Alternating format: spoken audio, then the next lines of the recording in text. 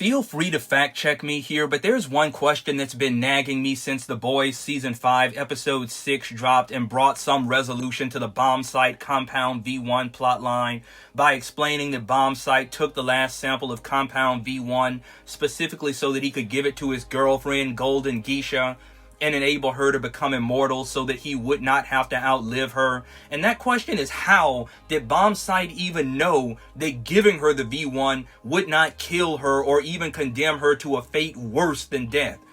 It's well established in the world of The Boys that Compound V1 is 10 times more powerful than the current iteration of Compound V and bestows immortality upon those for whom it works properly, but also that Compound V1 is highly unstable and had a success rate of 5 out of thousands of test subjects.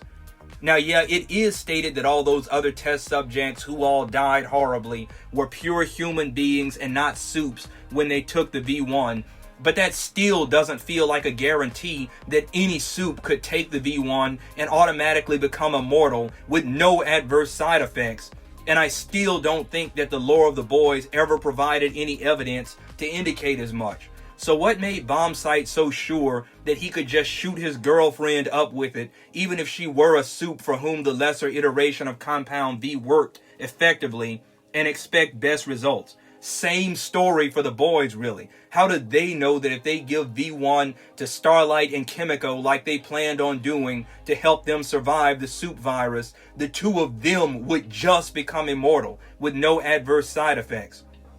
The Boys have basically been taking that result for granted all this time, and ever since Samir the scientist told them that V1 effectively granted Soldier Boy immunity to the virus, but I don't think it's ever been established in story that that same result would be a foregone conclusion for Starlight and Kimiko just because they're already soups created by the lesser Compound V that's currently in production. I get that Homelander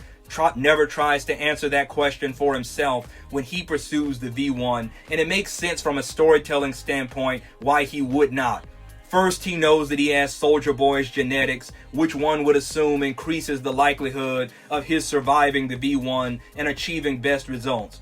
Plus, there's his already extremely high level of physical resilience, by which it could be assumed that he'd be highly likely to successfully assimilate the V1, and the fact that he's just insane enough to assume all potential risks of death or maiming anyway, in his madcap desire to become God and live forever. But making that kind of potentially deadly assumption seems a little out of character for Bombsight, Huey, and Frenchie particularly, when their whole plan was to save the lives of the women whom they love versus create a risk of killing or permanently damaging them.